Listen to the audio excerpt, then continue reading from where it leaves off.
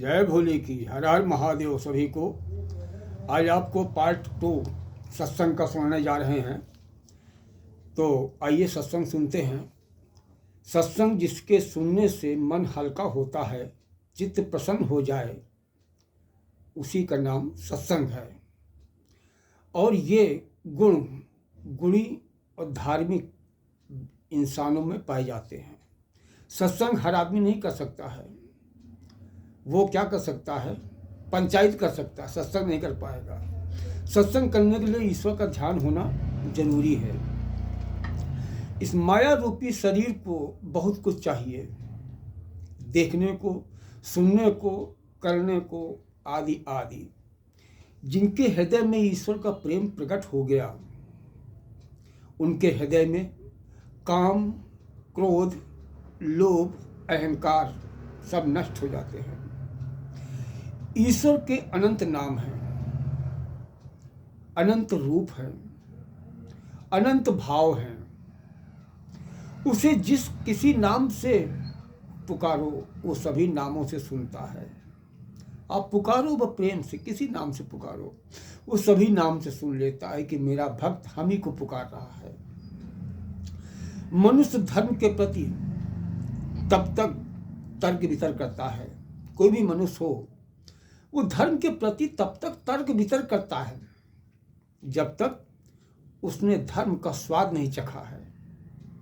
और यदि धर्म का स्वाद चख लिया तो शांत रहेगा, चुप रहेगा, तर्क वितर्क नहीं करेगा।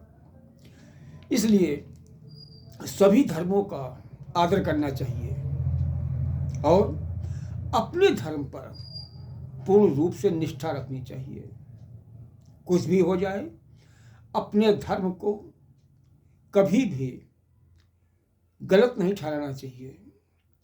सबका धर्म सबके लिए अपना धर्म अच्छा होता है, उसी पर अपने धर्म पर निष्ठा रखनी चाहिए। ईश्वर आने से पूर्व, ईश्वर जब किसी व्यक्ति के शरीर में प्रवेश करता है तो उस साधक के हृदय में प्रेम, प्यार और विश्वास की भावना को भर देता है। यदि इस प्रकार से किसी भीतर बदलाव हो रहा है तो निश्चित जानिए कि ईश्वर का प्राकट्य हो रहा है उसके अंदर। इसलिए पहले ईश्वर की प्राप्ति के उपाय करनी चाहिए। इसलिए पहले ईश्वर की प्राप्ति के उपाय करो, इसके लिए प्रेम करो, उसे समय दो, बाद में जो इच्छा हो वो करो। गुरु लाखों मिल जाएंगे। गुरु आप बनाना चाहते हो तो गुरु बनने के लिए लाखों लोग तैयार है, मगर चेला बनने के लिए कोई तैयार नहीं होता। चेला ढूंढने से नहीं मिलते हैं। कि चेला बनने का मतलब हुआ कि गुरु का जो उपदेश है उस पे अमल कितने लोग करेंगे, उसको मानने वाले कितने लोग हैं। मान लीजिए मैं ही जो बात बता रहा हूं, अमल कितने लोग करेंगे? कुछ ही लोग करेंगे जिन पे ईश्वर का पूर्ण रूप से विश्वास होगा। वही विश्वास करते हैं, वही अमल करते हैं, वो बिरले ही लोग होते हैं। जो ईश्वर के चरण कमलों को पकड़ लेता है, जो ईश्वर के चरण कमलों को पकड़ लेता है, उसको फिर किसी बाहरी दुनिया के सामने नाचना या झुकना नहीं पड़ता है। जो ईश्वर के सामने नाच लेता है उसको दुनिया नहीं नचा पाती है, और जो ईश्वर के सामने नहीं नाचता है उसको दुनिया नचाती है। याद रखना, संसार में सबको मालूम है कि एक ईश्वर ही सत्य है, सबको मालूम है, बाकी सब असत्य है। जो सच्चे भक्त होते हैं उन्हें भगवान की भक्ति के सिवा कुछ दिखाई नहीं देता है। भगवान भ्रम, दिखावा, नाटक को बिल्कुल नहीं पसंद करता है। हम कहें कि अब भगवान को मानते हैं, अंदर हमारे नाटक हो, अविश्वास हो, अहंकार हो, तो ये सब बातें उस परम पिता परमेश्वर को बिल्कुल पसंद नहीं है। छल कपट छिद्र उसे नहीं भाता है, निर्मल मन उसे सुहाता है।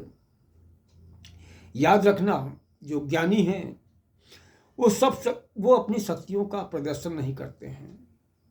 जैसे आजकल समाज में आप देखते होंगे, कोई बाबा लोग आते हैं, ढोंगी आते हैं, तमाम प्रकार की हड्डियां पहन लेते हैं ताकि लोग उनसे डरें। वो सब ढोंगी हैं।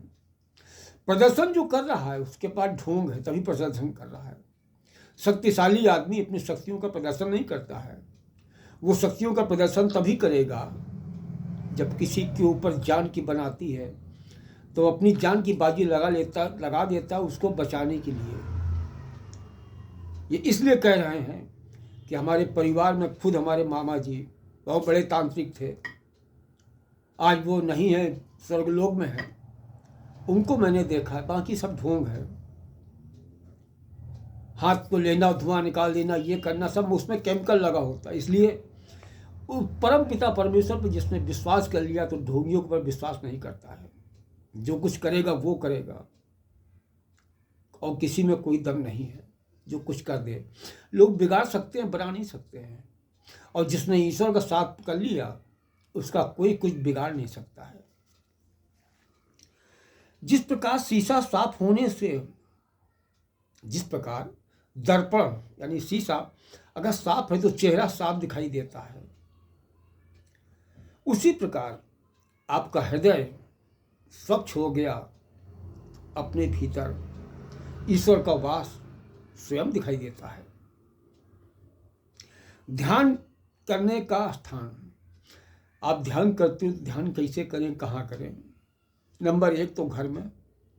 घर में अगर ध्यान करना है तो उपयुक्त तो स्थान होता है घर का कोई एकांत, जहाँ पर कोई आके डिस्टर्ब ना करे, चहल पहल ना हो। या मंदिर में। मंदिर में क्योंकि जो लोग आते हैं चहल पहल तो होती है, बस सबका एक ही मतलब होता है, ईश्वर के अनुसरण करना। घर में कोई किसी प्रकार बोलता है, कोई किसी प्रकार बोलता है। नंबर 3, वन में या नदी का कोई किनारा हो, ध्यान करने का सबसे उपयुक्त स्थान होता है। भगवान तो भक्त के बस में है। भगवान हमेशा भक्त के बस में ही होते हैं। ये उसी प्रकार से होता है जैसे माँ बेटा। माँ चाहती है बेटे को सुंदर सुंदर बढ़िया बढ़िया खिलाना, बढ़िया बढ़िया उसको चीज़ें देना। उसी प्रकार ईश्वर भी करता है। बस है ये कि माँ का किया हुआ दिखाई देता है और ईश्वर का किया हुआ दिखाई नहीं देता है, उसे समझना पड़ता है। यहाँ तो देख रहे हैं और वहाँ दिमाग से समझना है। जिसने समझ लिया कि प्रभात, ये प्रसाद सब ईश्वर का है, तो आनंद ही आनंद आ जाता है। साधक के भीतर, जो साधक हैं, अगर उनके भीतर आसक्ति थोड़ी सी भी आ गई तो ध्यान रखिएगा कि उनकी जो साधक की शक्तियां हैं वो सब नष्ट होती चली जाती हैं। इसलिए आसक्ति, साधक के अंदर आसक्ति नहीं होनी चाहिए। चित्त प्रसन्न होना चाहिए, मन प्रसन्न होना चाहिए। एकदम प्रसन्नता ही हर चीज़ को आगे ला सकती है। अगर आपका शरीर प्रसन्न नहीं है तो आप कुछ भी नहीं कर सकते हो।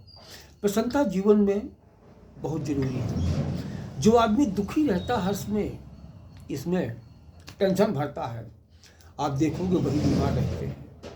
मानसिक बीमारी, शारीरिक बीमारी, तमाम प्रकार की बीमारी होती है। इसलिए शरीर को जितना आप इससे काम लोगे उतना ये मजबूत बनेगा, और जितना इसको आप आलस में डालोगे उतना रोगी रहेगा।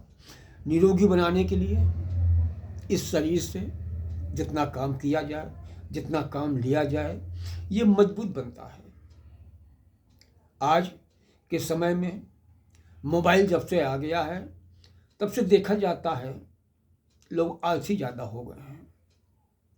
आलस इस शरीर को खराब करता है। याद रखिए 50 साल तक, ज़्यादा से ज़्यादा 40-50 साल तक नहीं मालूम पड़ता इस शरीर में किए रहो, चल रहा है चल रहा है चल रहा है। 50 के बाद जब शरीर टन लेता है तब बीमारी, परेशानी सब घेरती हैं। उस समय व्यक्ति नहीं भूल जाता है कि हमने सालों तक आलस किया है, किसी की बात नहीं मानी, सबको उल्टा सीधा कहा है, किसी की बात नहीं सुनी, तो हमको ये परेशानी हो रही है। आज जो बोगे निश्चित जान लीजिए, आज नहीं तो कल यही काटोगे। उस समय व्यक्ति भूल जाता है। अगर उसको याद रखना है तो जो भी गलती करे, बुराई करे, एक डायरी में लिख ले, दिन लिख ले, समय लिख ले, और डायरी को हमेशा पास में रखे। जब कोई परेशानी हो, डायरी का पन्ना खोले कि देखे क्या हमको दिक्कत क्यों हो रही, उत्तर मिल जाएगा कि आपने फला समय ये गलती किया था जिसके कारण ये रोग ये भोग रहे हो। सब ये भोगना होता है, क्योंकि ऊपर से वो जब भेजता है ना, स्वच्छ करके भेजता है, और जब ऊपर लेता है तब निर्मल स्वच्छ करके लेता है। स्वच्छ रहिए, सुंदर रहिए, प्रसन्न रहिए। इसी के साथ में हम वीडियो अपना समाप्त करते हैं। आप लोगों ने वीडियो देखा, उसको लाइक कर दीजिएगा, शेयर कर दीजिएगा, और अपने मित्रों या दोस्तों को सब्सक्राइब कर दीजिएगा। जय श्री राम, जय राधे राधे, हर हर महादेव। जय हो प्रभु, जय हो।